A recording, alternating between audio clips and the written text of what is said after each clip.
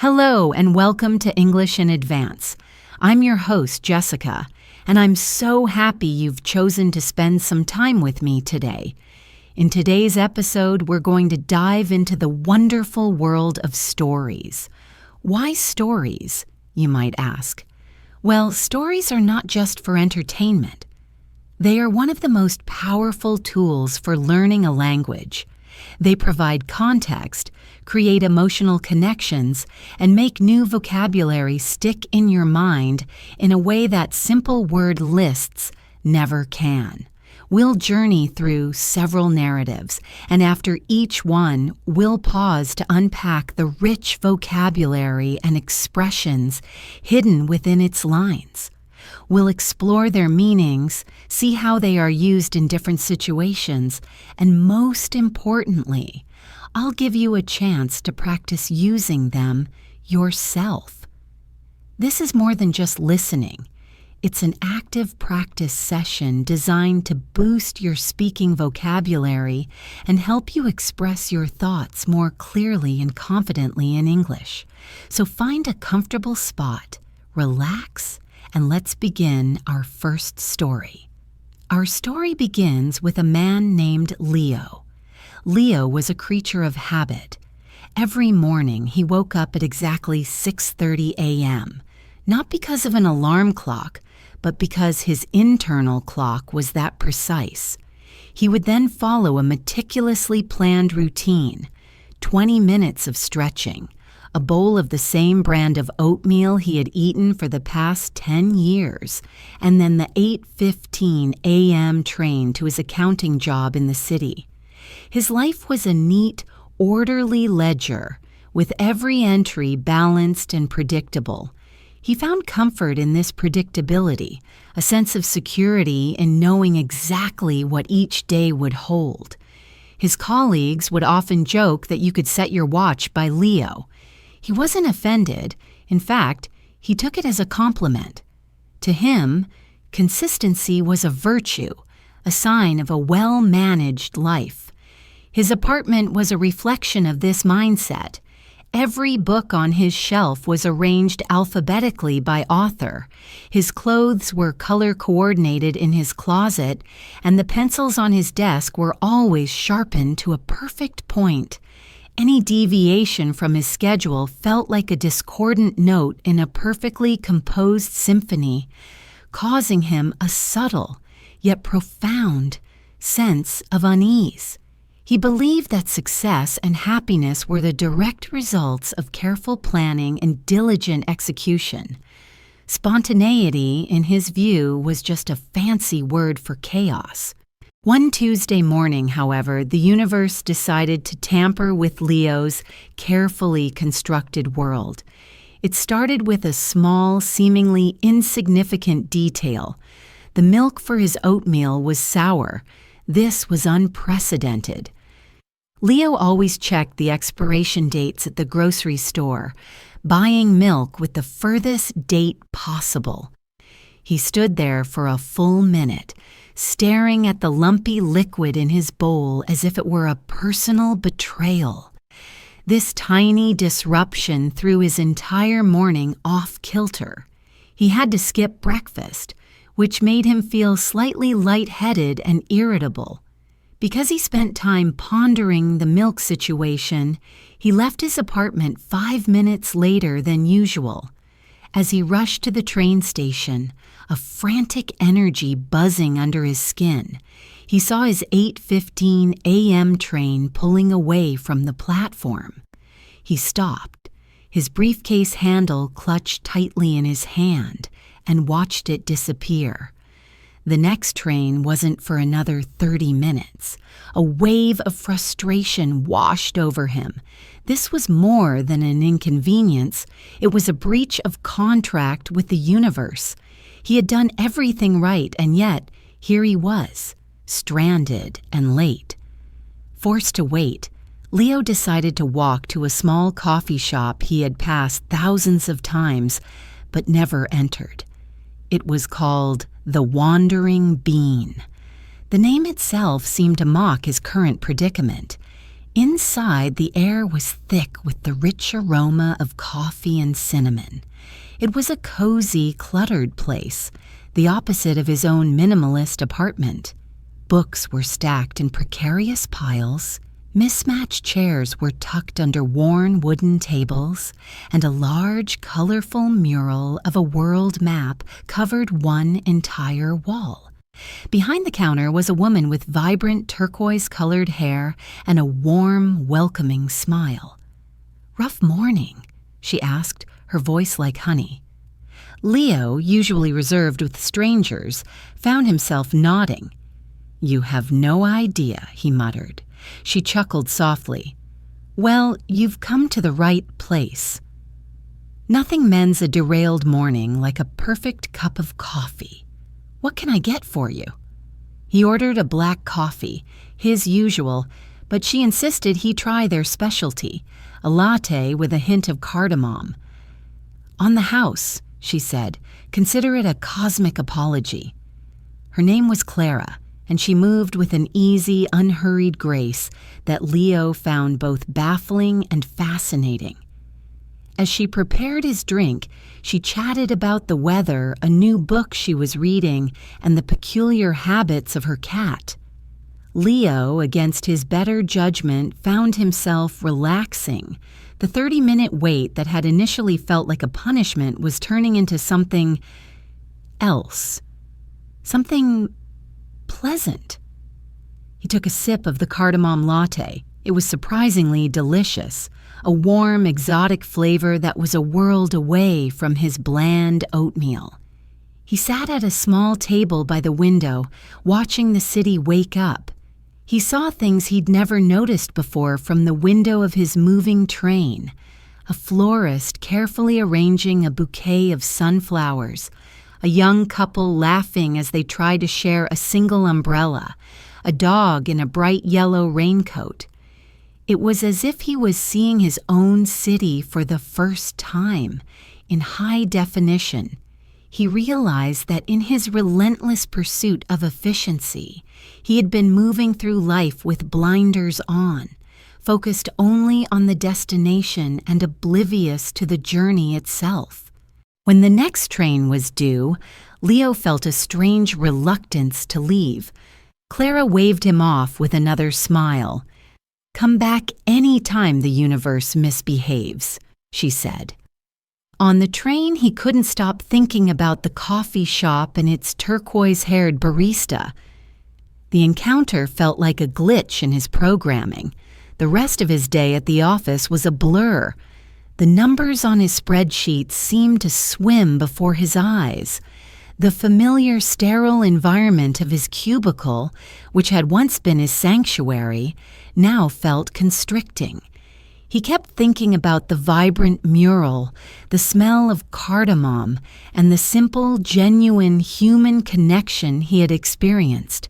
He realized that for years he had been living in a grayscale world of his own making, and Clara had just shown him a splash of color. The thought was both exhilarating and terrifying. That evening, Leo did something he had never done before. He took a different route home. He wandered through unfamiliar streets, letting his feet lead the way. He discovered a small park with a duck pond, a tiny bookstore crammed with old paperbacks, and a bakery where the smell of fresh bread hung heavy in the air. It felt like exploring a foreign country. He felt a flicker of the anxiety that always accompanied a break in his routine, but it was overshadowed by a new, powerful feeling: curiosity. For the first time in a long time, he didn't know what was around the next corner, and that was okay. In fact, it was more than okay. It was exciting. He bought a warm loaf of bread from the bakery and ate a piece right there on the sidewalk, not caring about the crumbs. It was a small act of rebellion against his old self, the man who would have saved the bread for a perfectly set dinner table. The next morning, Leo woke up at 6:45 a.m. He hadn't set an alarm. He consciously decided to skip his stretching routine and instead walked straight to his kitchen. He threw out the old oatmeal and made a mental note to buy something different. Then, he left his apartment and walked directly to the Wandering Bean.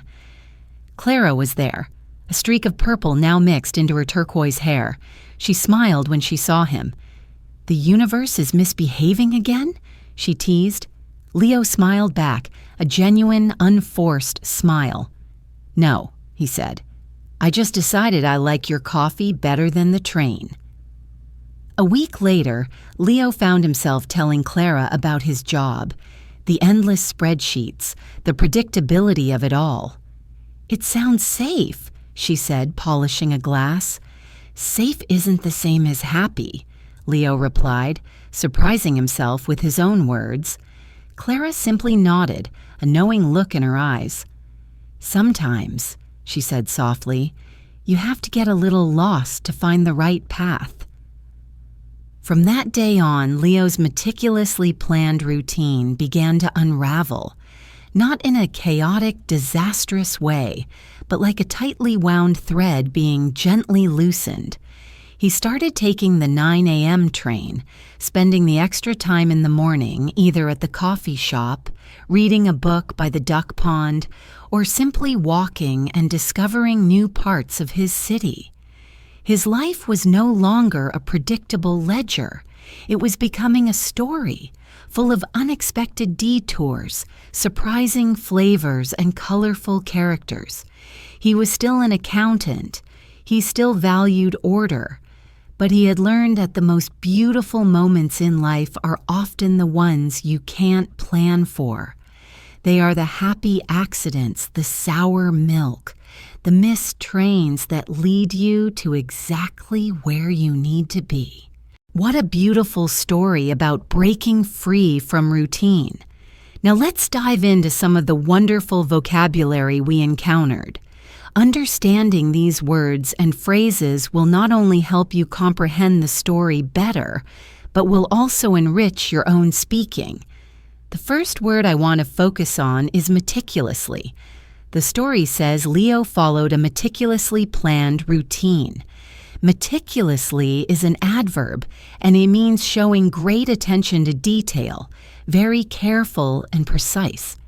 It suggests that something is done with extreme care.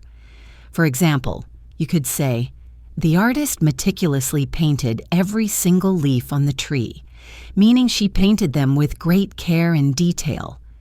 Another example would be, "The detective meticulously examined the crime scene for any clues."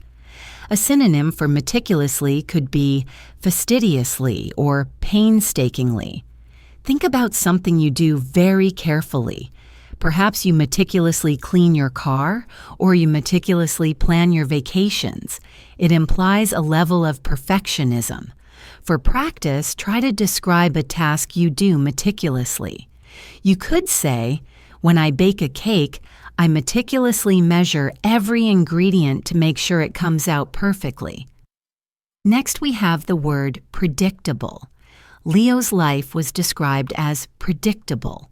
This is an adjective that means behaving or occurring in a way that is expected. If something is predictable, it holds no surprises. A movie with a predictable ending is one where you knew what was going to happen all along. You might say, his reaction was completely predictable. He always gets angry when he's stuck in traffic. The opposite of predictable would be unpredictable or spontaneous. Leo's journey of change was a journey from a predictable life to a more spontaneous one. A word with a similar meaning is foreseeable. Can you think of something in your life that is very predictable? Maybe it's your daily commute to work or a TV show you watch. Try to make a sentence. For example, "The weather here is very predictable in the summer. It's sunny almost every day." Let's look at the phrase off kilter. The sour milk threw Leo's entire morning off kilter. This is a great idiomatic expression. If something is off kilter, it's not in its usual or correct state. It's unbalanced or out of sorts. It can refer to something physical, like the picture on the wall is slightly off kilter, meaning it's not straight. But it's often used to describe a feeling or a situation. You could say, I haven't been sleeping well, so I feel a bit off kilter today. Or, the strange news left the whole community feeling off kilter. It suggests a disruption to the normal balance of things. In Leo's case, his perfectly balanced morning was thrown off balance. Think about a time you felt off kilter. What caused it? You could share, after that confusing meeting, my whole day felt off kilter. Another interesting word is unprecedented. The sour milk was unprecedented for Leo. Unprecedented is an adjective meaning never done or known before. It describes something that is completely new or has no previous example. For instance, the company saw unprecedented growth last year. Or, the storm caused an unprecedented amount of damage to the city. It's a strong word used to emphasize that something is a first-time occurrence. An antonym would be precedented or familiar. Think of an event in history or even in your own life that was unprecedented.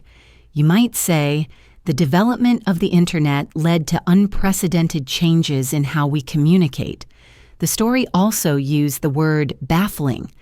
Leo found Clara's unhurried grace baffling. Baffling is an adjective that means impossible to understand, perplexing. If something is baffling, it confuses you completely. For example, the magician's final trick was completely baffling to the audience. Or, her decision to quit her high-paying job was baffling to her friends and family. It's similar to confusing or puzzling, but perhaps a bit stronger. It suggests a deep level of confusion. What's something you find baffling? You could say, I find quantum physics completely baffling, or his sudden change in attitude is baffling to me. Let's move on to sanctuary. Leo's cubicle, once his sanctuary, now felt constricting. A sanctuary is a place of refuge or safety. It's a place where you feel protected and peaceful. People often refer to their home or a special room as their sanctuary. For example, my garden is my sanctuary. It's where I go to relax and forget my worries. A library can be a sanctuary for someone who loves to read. The word has a sense of peace and security attached to it. It can also refer to a nature reserve, a place where animals are protected. Where is your sanctuary? Try to describe it. You could say, after a long day at work, my quiet bedroom is my sanctuary. The next word is constricting. His cubicle felt constricting. Constricting is an adjective that describes something that limits or restricts movement or freedom. It can be literal, like he wore a constricting tie that made it hard to breathe, but it's often used in a figurative sense to describe rules, situations, or environments that feel limiting. She hated the constricting rules of her old school, or he left the small town for the city because his life there felt too constricting. The feeling is one of being squeezed or held back. Leo's old routine, which once felt safe, now felt like it was holding him back or constricting him. Think about a situation that felt constricting. How would you describe it? The rigid work schedule felt constricting and allowed for no creativity. Finally, let's discuss exhilarating. The thought of this change was both exhilarating and terrifying.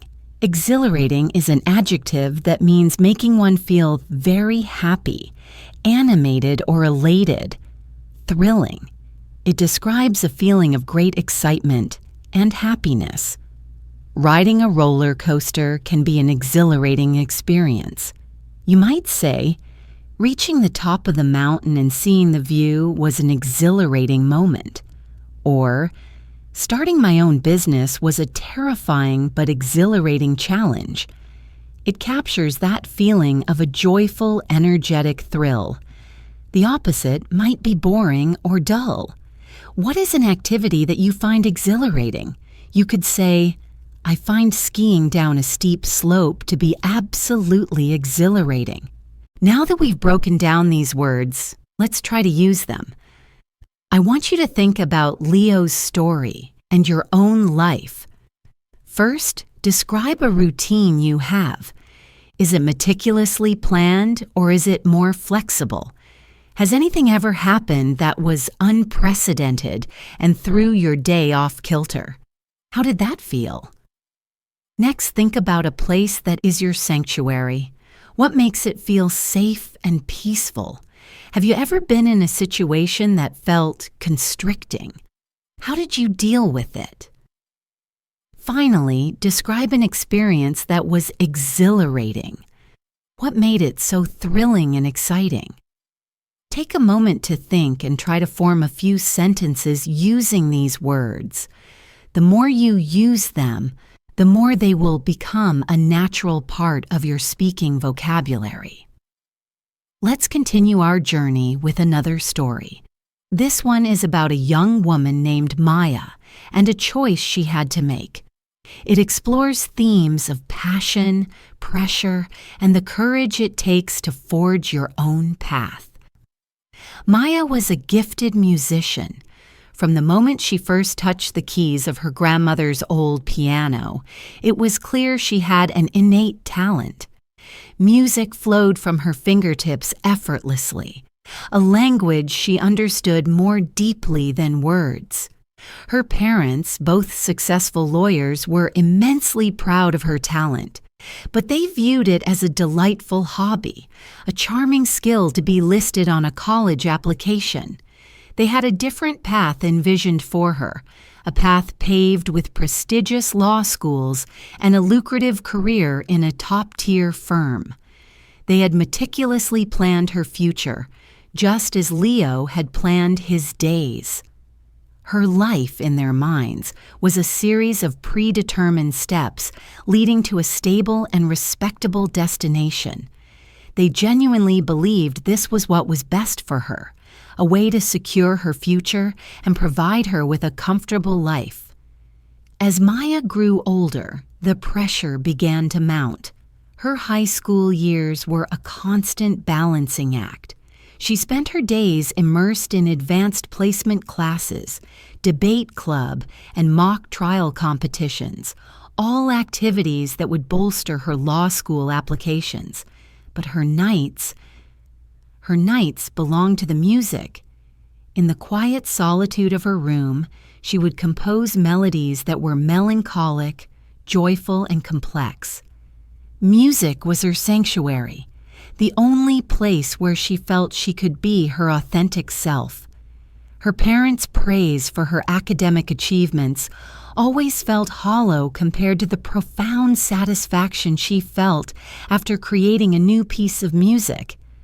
The dissonance between their expectations and her own passions grew louder and louder, becoming a constant low hum of anxiety in her life. The turning point came during her senior year. Maya won a national music competition with an original composition. The prize was a full scholarship to a renowned music conservatory.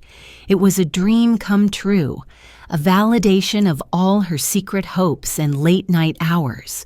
She was ecstatic, but her joy was quickly eclipsed by a sense of dread. She knew what this meant, a confrontation with her parents.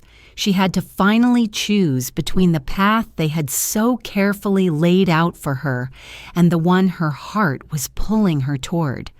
The idea was terrifying. Disappointing her parents, who had given her everything, felt like a monumental betrayal. She decided to approach the conversation with a well-reasoned argument, just as they had taught her. She prepared a presentation, complete with financial projections for a career in music composition for films and a list of successful alumni from the conservatory. She tried to speak their language, the language of logic and practicality. Her parents listened patiently, but their expressions were etched with disappointment.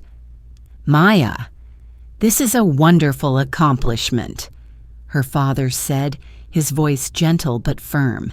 "But it's a risky path. A hobby is not a career. The arts are notoriously fickle. We just want you to be secure." Her mother added, "You have the grades for an Ivy League school. Don't throw away that opportunity for a pipe dream." The term pipe dream stung Maya more than anything else. To them, her deepest passion was just an unrealistic fantasy.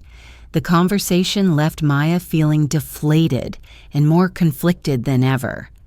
Their arguments were logical, born out of love and a desire to protect her.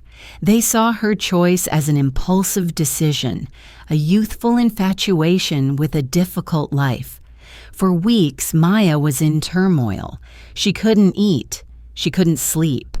The piano in her room sat silent, its keys collecting a thin layer of dust. The joy she once felt from music was now entangled with feelings of guilt and confusion. She felt trapped, caught between her duty to her family and her duty to herself. She began to wonder if her parents were right. Maybe she was being naive. The world of law was tangible, respectable, and secure. The world of a composer was abstract, uncertain, and fraught with potential failure. One evening, unable to bear the silence any longer, she went to visit her grandmother, the one who had given her the old piano. Her grandmother was a wise woman with kind eyes and hands that had seen a lifetime of work. Maya poured her heart out, explaining the dilemma, the pressure, and her overwhelming fear of making the wrong choice. Her grandmother listened without interruption, her gaze steady and compassionate. When Maya had finished, her voice choked with emotion, her grandmother simply said, "Maya, your parents have built a very sturdy and beautiful boat for you. They want you to sail it across a calm, predictable sea. And it will get you to a safe harbor. There is nothing wrong with that boat or that harbor." She paused, taking Maya's hand. "But you, my dear, were born with wings, and they are desperate for you to fly. Staying in the boat because you're afraid of the wind is a different kind of risk, isn't it? It's the risk of never knowing how high you can soar." Her grandmother's words were a revelation. It wasn't about which path was right or wrong, but which path was right for her. The fear of failure was real, but the fear of regret, the fear of never trying, was suddenly far more terrifying. She realized that security and stability were worthless if they came at the cost of her own spirit. She had been so focused on not disappointing her parents that she had forgotten about the importance of not disappointing herself. The choice was not between law and music, it was between fear and courage. The next day, Maya accepted the scholarship to the conservatory. The conversation with her parents was difficult. There were tears and words of disappointment. But this time, Maya didn't argue with logic and projections. She spoke from the heart. She explained that this wasn't an act of rebellion, but an act of self-preservation. She told them she understood their fears, but she needed them to trust her, to believe in her, even if they didn't understand her path. It was a long and painful process, but slowly a fragile understanding began to form. Her parents, seeing her unwavering conviction, began to realize that her passion was not a fleeting phase, but an intrinsic part of who she was. Maya's life at the conservatory was more challenging and more exhilarating than she could have ever imagined. She was surrounded by people who shared her passion, who spoke her language of melodies and harmonies. In her second year, she faced a formidable challenge. A famous, highly critical professor assigned a piece that required a jarring, unconventional style Maya found difficult. He was dismissive of her initial attempts, calling them uninspired. For a week, Maya felt her old self-doubt creeping back, but then she remembered her grandmother's words. She wasn't in a safe boat anymore. She was flying. She spent days in the library studying obscure composers and nights at her piano, experimenting, pushing boundaries. She finally presented a piece that was bold, strange, and utterly her own. The professor was silent for a long moment after she finished. Then, for the first time, he smiled. "Now," he said, "you are becoming a composer." It wasn't an easy path. There were moments of self-doubt, financial struggles, and intense competition. But there was also the profound joy of creation. The thrill of hearing an orchestra bring her composition to life, and the deep satisfaction of knowing she was exactly where she was meant to be. She was no longer living someone else's dream. She was flying on her own wings through stormy weather and clear skies, and she had never felt more alive. This is such a powerful story about following your passion. Let's explore some of the vocabulary that made Maya's story so compelling. First, let's look at the word innate. The story says Maya had an innate talent for music. Innate is an adjective that describes a quality or ability that you are born with, not one that you have learned. It's natural. For example, she has an innate sense of direction and never gets lost. Or, unlike his sister who had to study hard, he had an innate ability for mathematics. It's similar to inborn or inherent. An antonym would be acquired or learned. Think about yourself or someone you know. Is there a skill or quality that seems innate? You could say, "My friend has an innate talent for making people feel comfortable." Next, we have the word envisioned. Her parents envisioned a different path for her. The verb envision means to imagine or expect something as a future possibility, to visualize. It's more than just thinking about something. It's about creating a mental picture of it. For example, the architect envisioned a building that would be both beautiful and environmentally friendly. Or, when they started the company, they envisioned it becoming a global brand. It implies a sense of hope or a clear goal for the future. Maya's parents had a clear picture in their minds of her future as a lawyer. What future do you envision for yourself in 5 years? Try to form a sentence. I envision myself speaking English fluently and confidently. The story mentions the dissonance between their expectations and her passions. Dissonance is a noun that means a lack of harmony or agreement between things. It's often used to describe a clash of ideas or beliefs.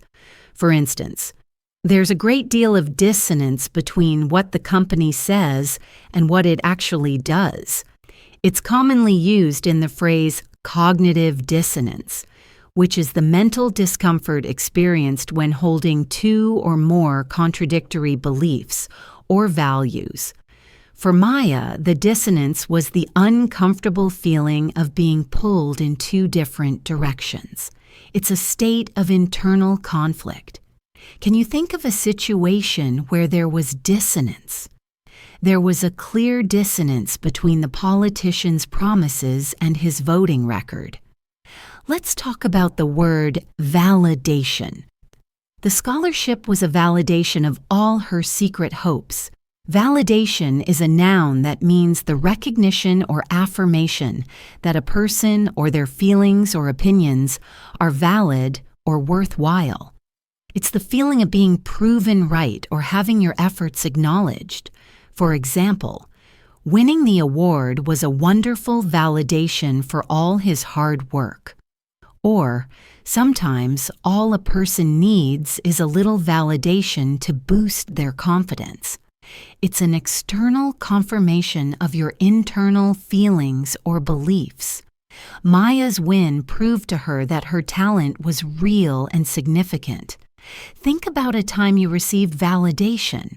You might say, "My boss's positive feedback was the validation I needed to know I was doing a good job." The phrase pipe dream is a great one to know. Her parents called her career choice a pipe dream. A pipe dream is an unattainable or fanciful hope or plan. It's a dream that is considered unrealistic and has very little chance of coming true. For example, his plan to become a movie star without ever taking an acting class was just a pipe dream. Or, for many, owning a house in the city is becoming a pipe dream. It's a slightly negative term, suggesting that the person is not being realistic. It comes from the idea of dreams experienced while smoking an opium pipe. Have you ever had a dream that someone else called a pipe dream?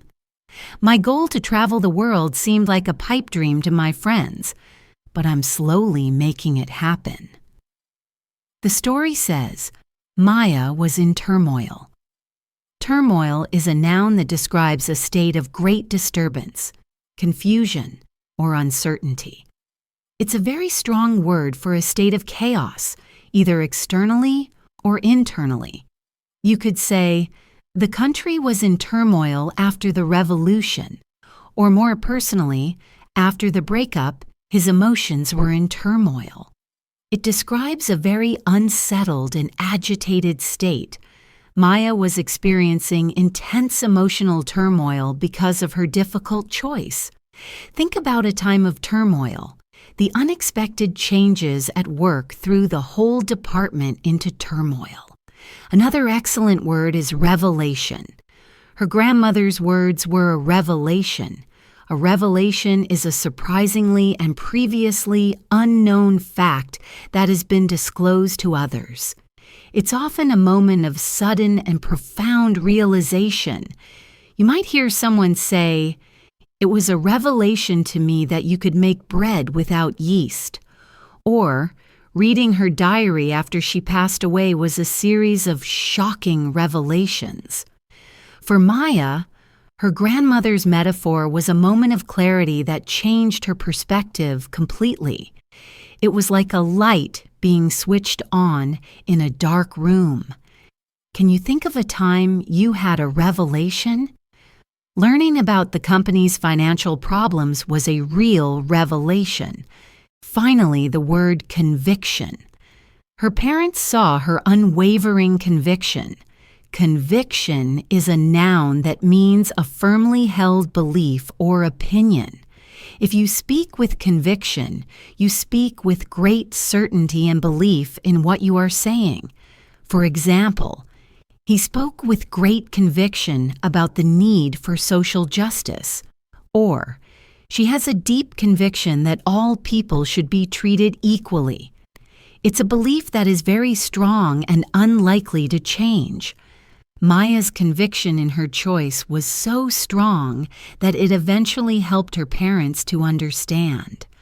What is something you believe with strong conviction? I have a strong conviction that education is the key to a better future. Now let's practice using these new words. Think about Maya's story and your own experiences. Do you have an innate talent for something? What is it? Think about your future. What do you envision for yourself? Have you ever experienced dissonance between what you wanted and what someone else wanted for you? Describe a time you received validation for your hard work. How did it feel? Think about a time you were in emotional turmoil. What helped you find clarity, maybe a revelation of some kind? Finally, what is a belief you hold with strong conviction? Try to form sentences and say them out loud. This active practice is crucial for making these words part of your spoken English. I hope you're enjoying our journey through stories and words. Let's move on to our third story. This one is about community change and the power of a simple idea. It's about a man named Arthur who finds a new purpose in a place he least expected it. Arthur was a retired history teacher. For 40 years, his life had revolved around the ringing of school bells, the scent of old books, and the endless cycle of semesters. When he retired, the silence was deafening. His days, once structured and full of purpose, now stretched before him like a vast, empty desert. His wife had passed away a few years earlier, and his children were grown and living in different states. He was profoundly lonely, a feeling he tried to mask with a gruff exterior. He spent his time reading history books, taking the same walk around his neighborhood every afternoon, and meticulously tending to his small garden of roses. His interactions with his neighbors were limited to a curt nod or a brief comment about the weather. He had become a solitary figure, a relic from a bygone era in a rapidly changing neighborhood. His neighborhood, once a quiet enclave of single-family homes, was undergoing a significant transformation. Older residents were moving out, and younger families and professionals were moving in. New modern houses were being built, and the quiet, familiar rhythm of the community was being replaced by a more dynamic and, to Arthur, chaotic energy. He viewed these changes with suspicion and a bit of resentment. He felt like a stranger in his own home, an observer of a world that no longer had a place for him. He missed the old days, the familiar faces, and the shared history of the community. One afternoon, as Arthur was on his customary walk, he noticed a young boy, probably around 8 years old, trying to fly a kite in a small park. The boy, whose name was Leo, was struggling. The wind was light, and the kite, a magnificent dragon-shaped thing, would lift for a moment before plummeting back to the ground. The boy's frustration was palpable. Arthur watched for a few minutes from a distance, the old teacher in him instinctively analyzing the problem. The boy wasn't getting enough of a running start, and he was holding the string too tightly. Arthur's first impulse was to keep walking, to mind his own business. But something in the boy's determined, furrowed brow reminded him of his own grandson. With a sigh that seemed to carry the weight of his loneliness, he ambled over. "You're letting out the line too soon," Arthur said, his voice gruffer than he intended. The boy looked up, startled. "You need to run with it. Let the wind catch it and then, slowly, let the line go." Leo looked at the old man skeptically but decided to give his advice a try. Arthur showed him how to hold the kite, how to run into the wind, and when to release the string. On the next try, the dragon kite caught a breeze, wobbled for a moment, and then began to ascend. It soared higher and higher, a vibrant splash of color against the blue sky. The boy's face lit up with a look of pure, unadulterated joy. "Wow, thank you, mister," he exclaimed. For the first time in a long time, Arthur felt a flicker of his old self, the teacher who found joy in helping others learn. This small interaction sparked an idea. It was a nascent thought at first, fragile and uncertain. He looked around the park and saw other kids, some playing on their phones, others looking bored.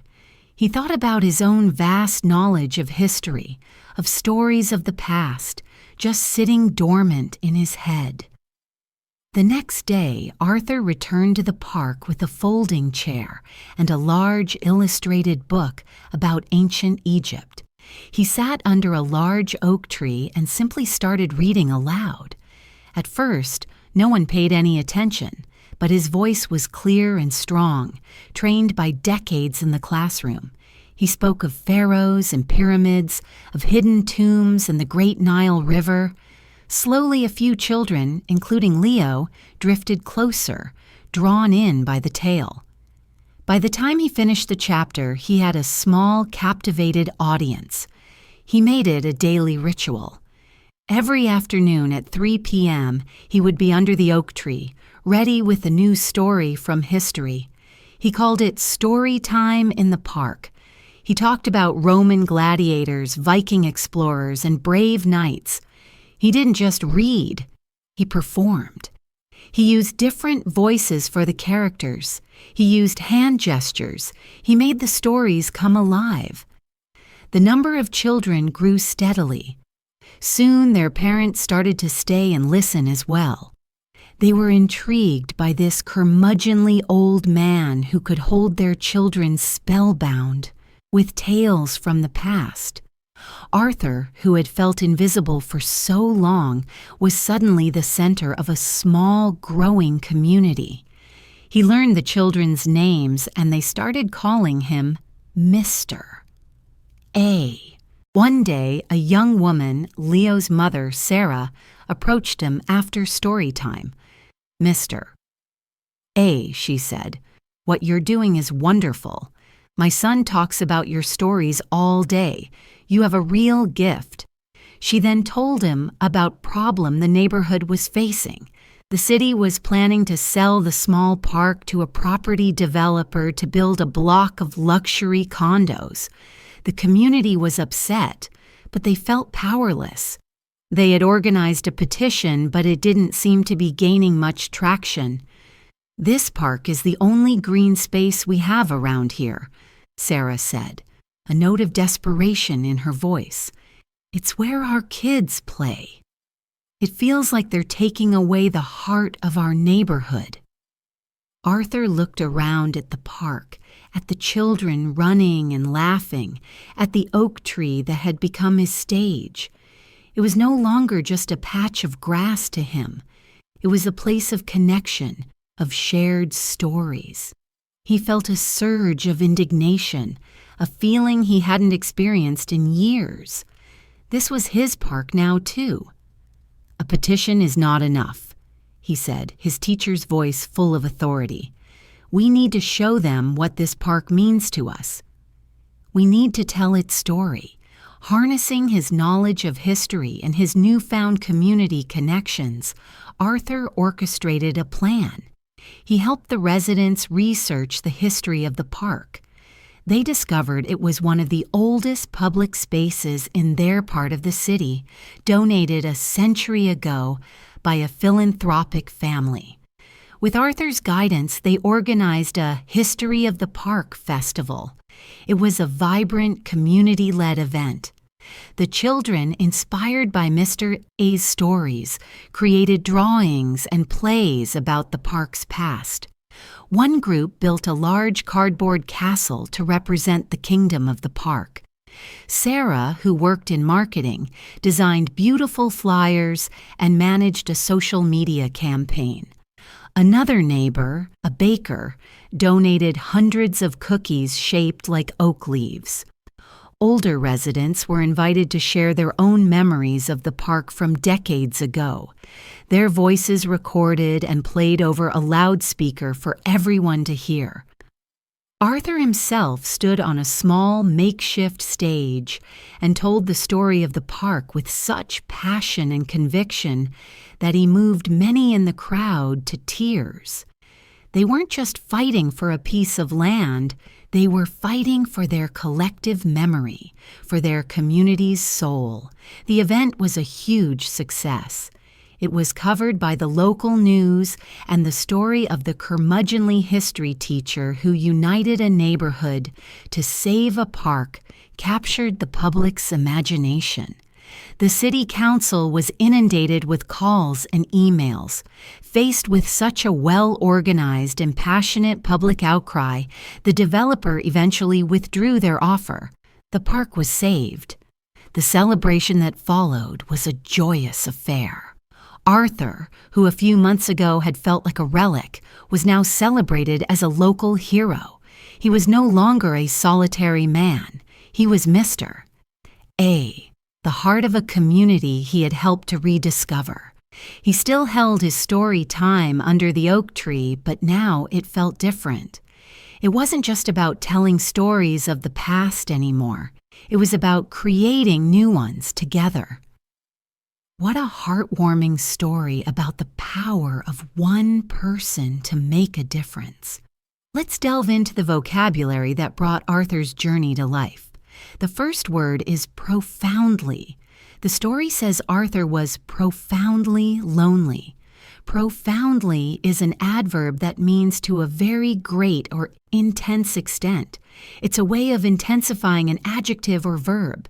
Instead of just saying he was very lonely, profoundly lonely suggests a deep, intense kind of loneliness that affects his whole being.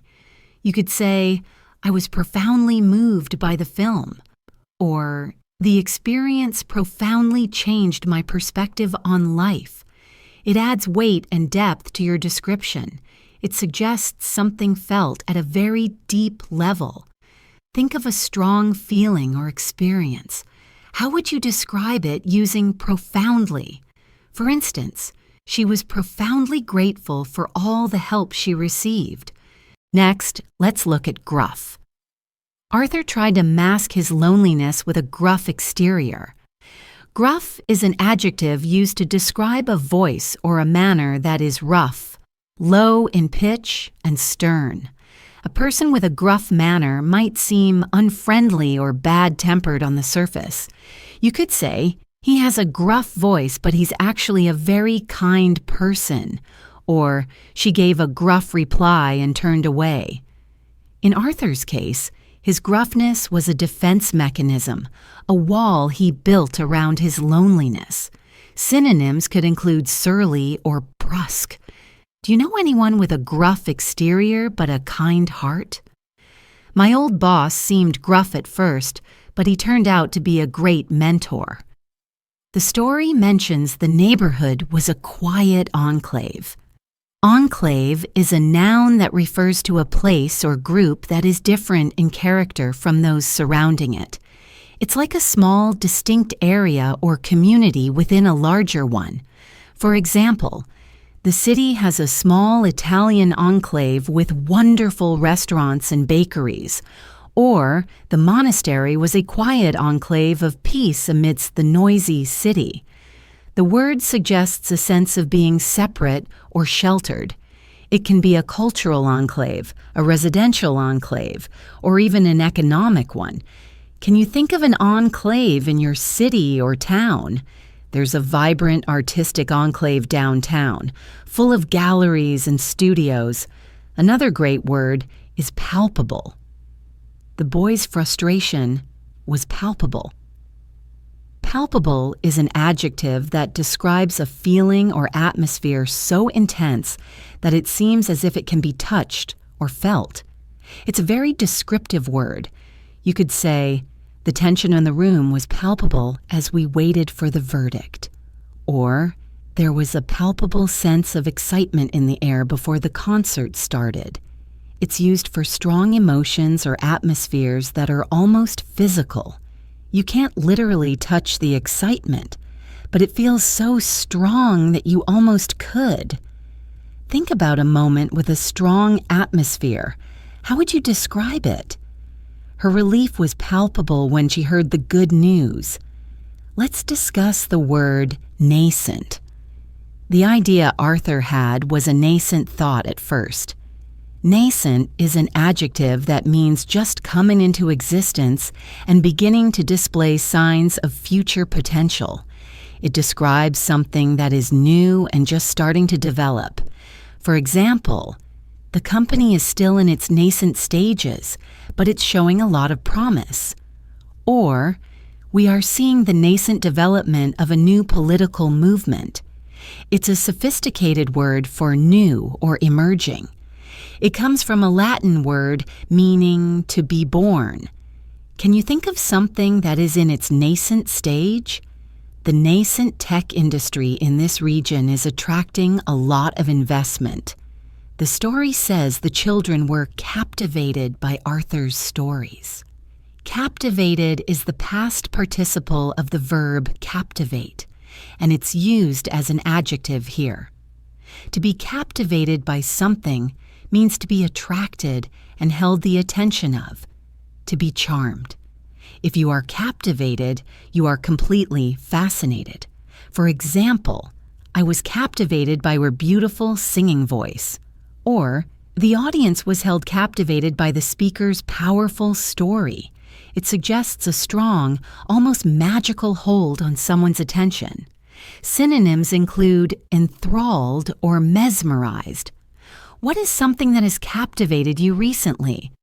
I'm completely captivated by this new television series. The word curmudgeonly was used to describe Arthur. A curmudgeon is a bad-tempered or surly person, so curmudgeonly is the adjective form. It's similar to gruff or grumpy, but perhaps suggests an older person who is set in their ways and complains a lot. For example, my curmudgeonly neighbor is always shouting at the kids to get off his lawn. It's often used with a bit of affection to describe someone who is grumpy on the outside, but perhaps not so bad underneath.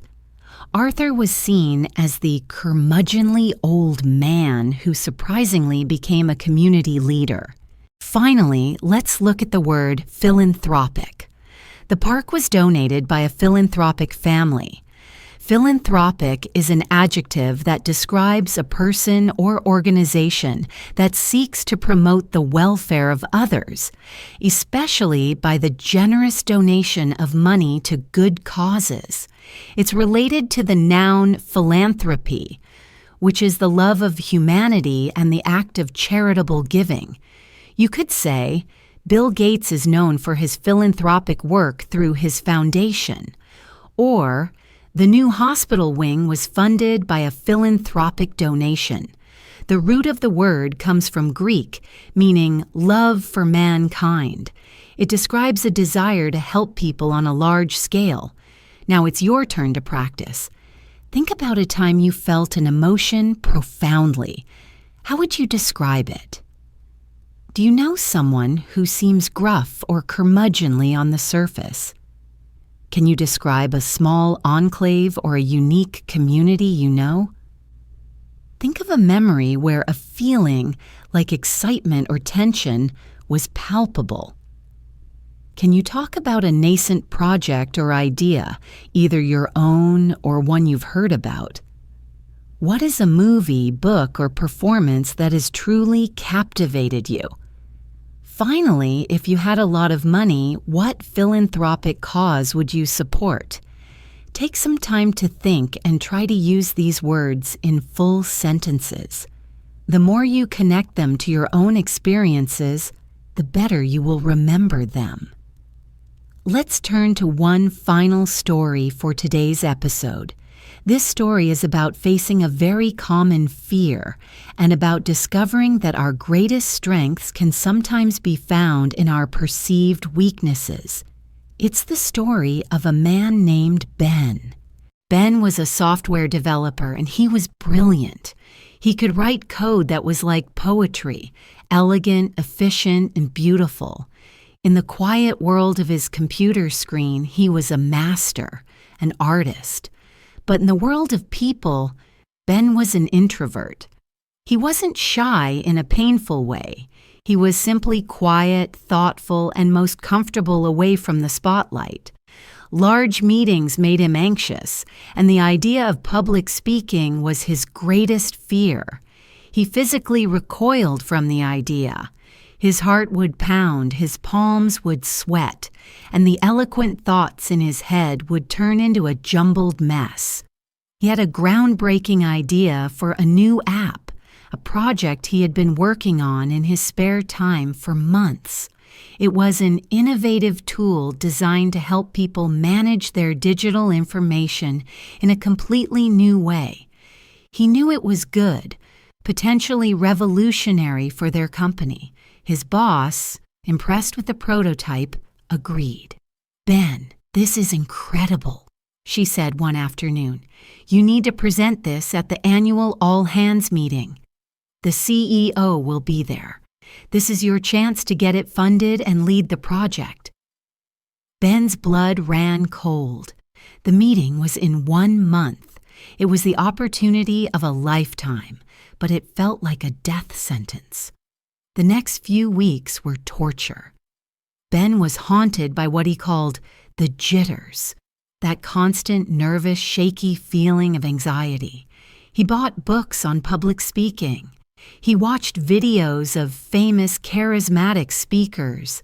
He tried to emulate their confident posture and powerful voices in front of his bathroom mirror, but he just felt ridiculous. The more he tried to perform, the more his words stumbled and his mind went blank.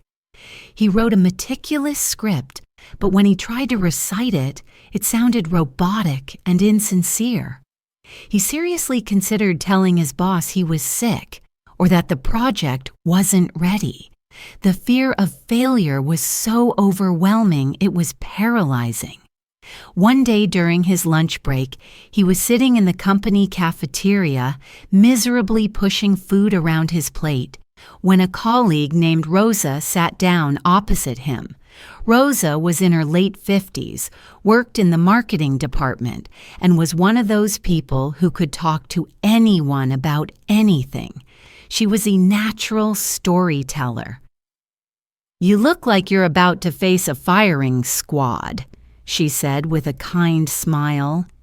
Desperate, Ben confessed his terror about the upcoming presentation. He told her about his failed attempts to become a great speaker. Rosa listened patiently. "Oh, honey," she said, "you're going about this all wrong. That's your problem. You're trying to be someone you're not. Your quietness isn't a weakness. It's a superpower. It means you think deeply. Don't try to be a performer. Just have a conversation about something you love." Her advice was so simple and unconventional that it stopped Ben's spiraling panic. "Just talk about it?" he asked. "Yes," she said.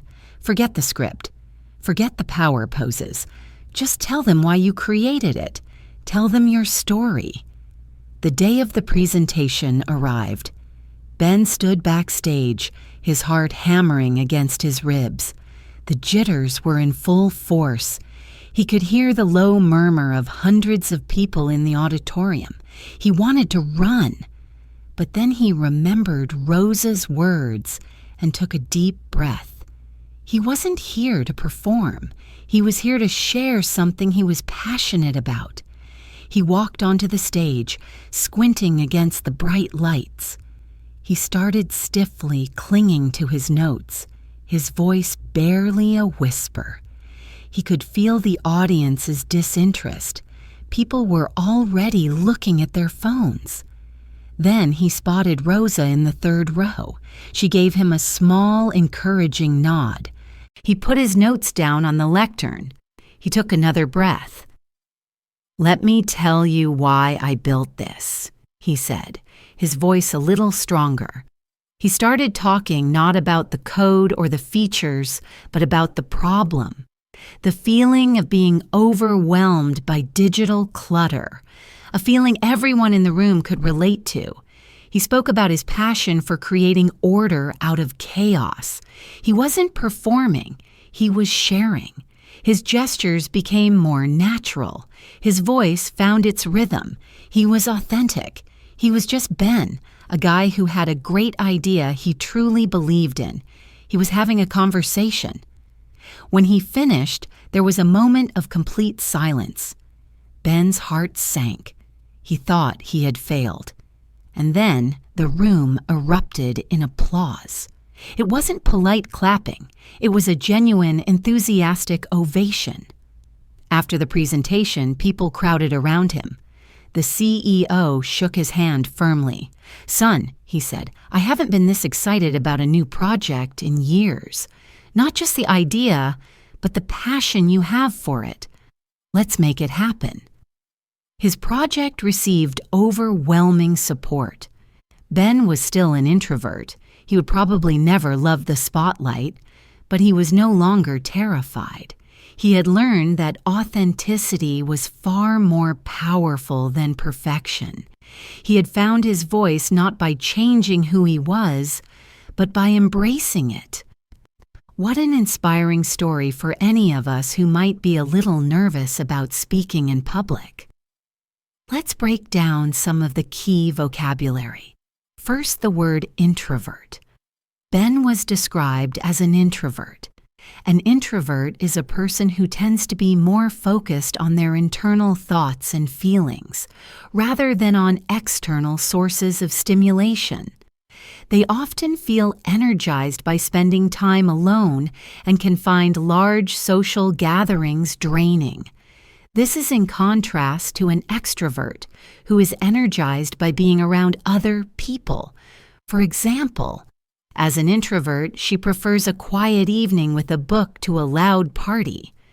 It's important to remember that being an introvert is not the same as being shy.